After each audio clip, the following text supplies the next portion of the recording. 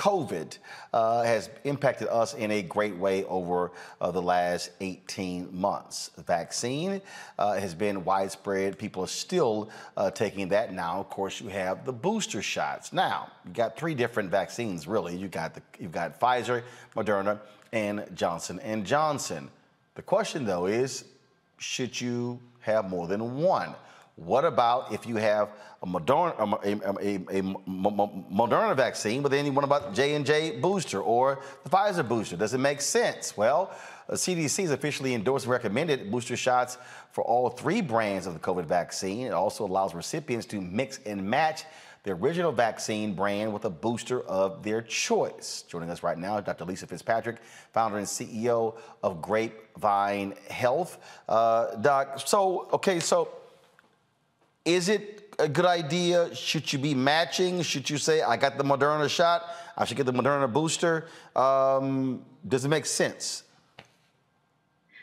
Hi, Roland. It's great to be here. Yeah, you know, it's fine to mix and match because the truth is, before we even had the data to be sure it's okay to mix and match, people were doing it already. So, for instance, people who got a Pfizer shot, they may have found a way to go and get their Moderna shot. I even know someone who got all three shots, and I said, why did you do that? He said, just to be sure. Damn, so, he got all three shots?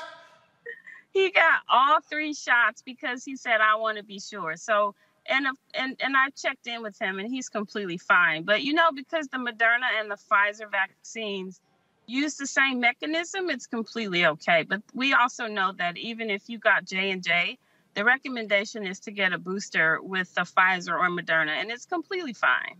What is the efficacy of the booster shot? You know, we know the longer you've had the vaccine, it diminishes. But what about the booster?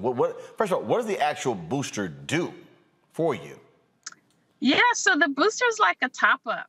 So you've probably heard that after you get the first one, and then the first and then the second shot, over time, the protection you have starts to drop off. And so getting a booster, the data show that the protection, it basically skyrockets.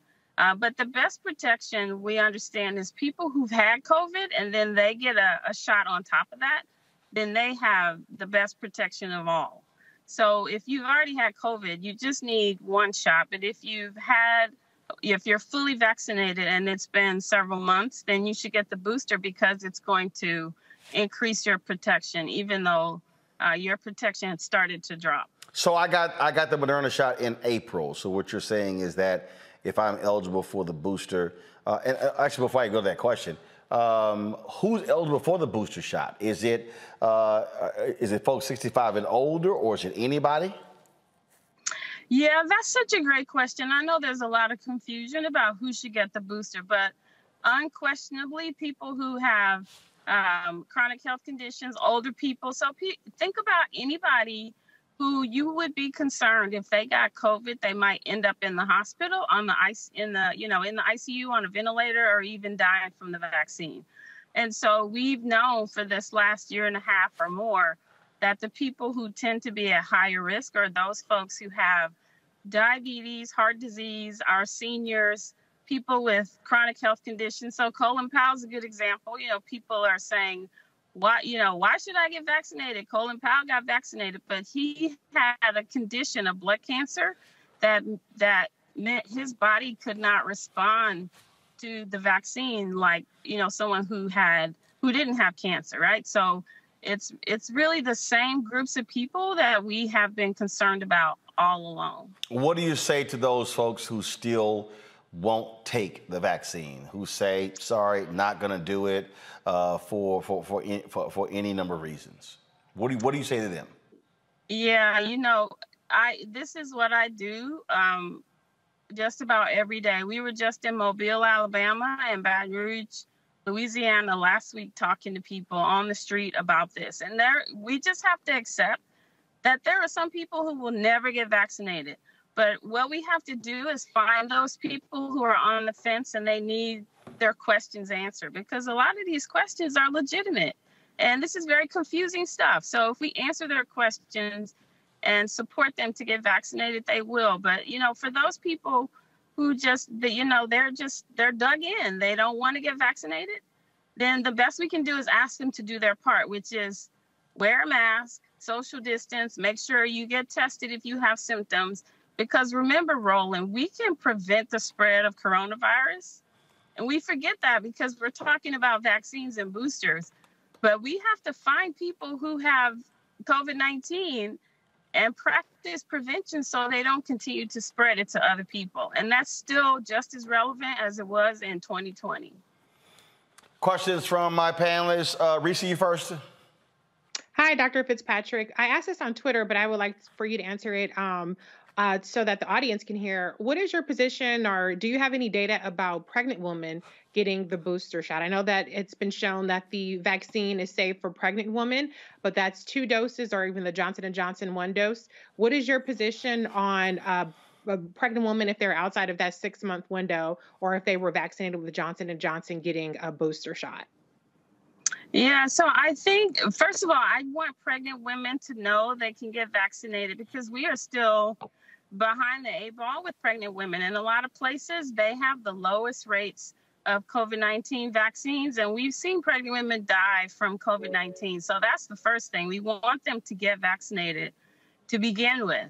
But if there's someone who are in these categories of people we're concerned about, then they should get a booster, but they need to have that conversation with their doctor. But if it's a pregnant woman or a pregnant person who's already delivered and they're fine, they don't have underlying health conditions, and they're healthy, then they may not be the person who's in line for a booster. It's pregnancy that puts you in the category that makes us concerned that your immune system needs a bit of help, or we call that being immunocompromised. So pregnancy is an immunocompromising condition.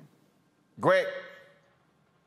Thank you, Roland, and thank you, Dr. Fitzpatrick. As a teacher with high blood pressure who teaches on a college campus, we're teaching virtually this semester, but we just had Howard's homecoming, even as the young people are involved in Blackburn Takeover.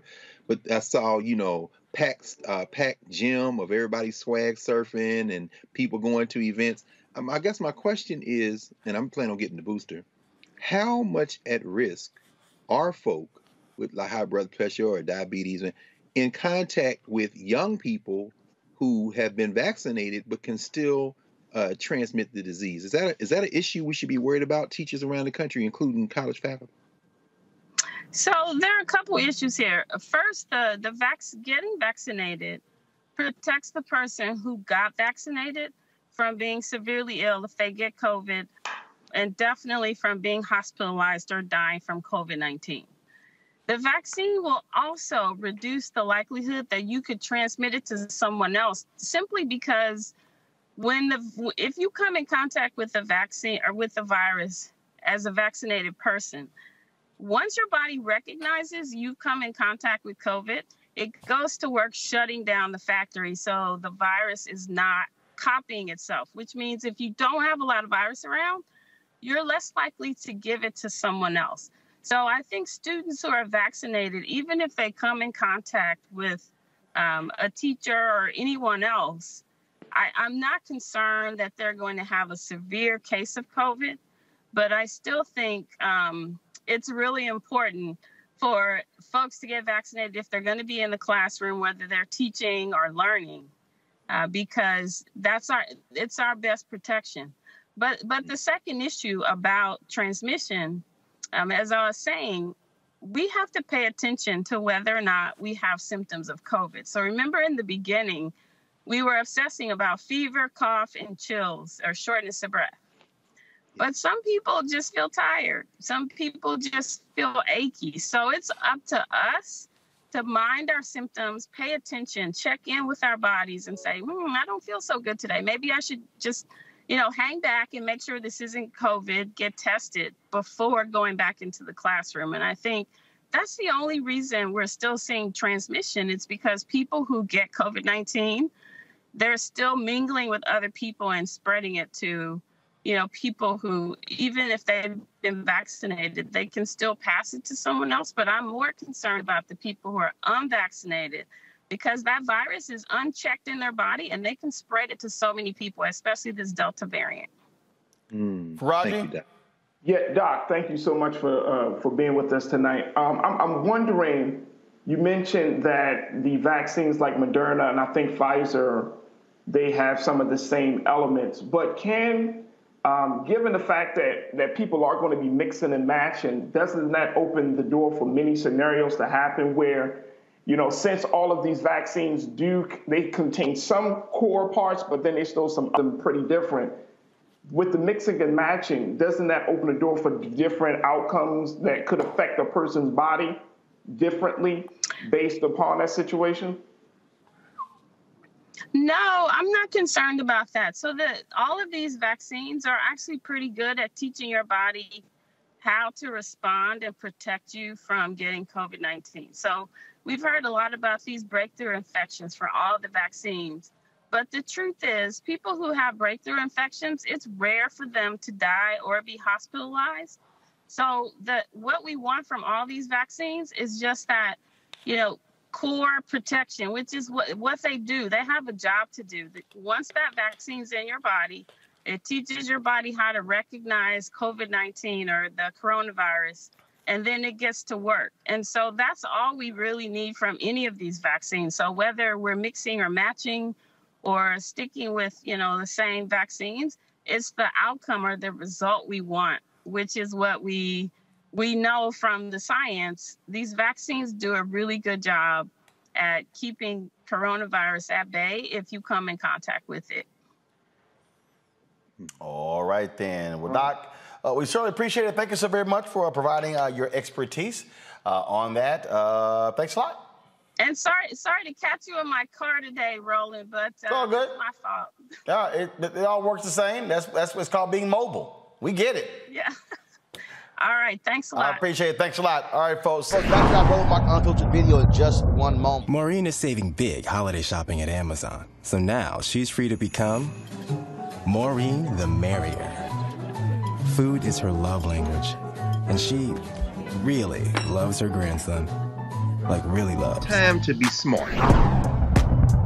Roland Martin's doing this every day. Oh, no punches! Thank you, Roland Martin, for always giving voice to the issues. Look for Roland Martin in the whirlwind, to quote Marcus Garvey again. The video looks phenomenal, so I'm really excited to see it on my big screen. Support this man, Black Media. He makes sure that our stories are told. See, this difference between Black Star Network and Black-owned media and something like CNN. I got to defer to the brilliance of Dr. Carr and to the brilliance of the Black Star Network. I am rolling with Roland all the way. Honored to be on a show that you own. A black man owns the show. Folks, Black Star Network is here. I'm real revolutionary right now. Roland was amazing on there. Stay black. I love y'all. I can't commend you enough about this platform that you've created for us to be able to share who we are, what we're doing in the world, and the impact that we're having. Let's be smart. Bring your eyeballs home. You can't be Black-owned media and be scared. You dig?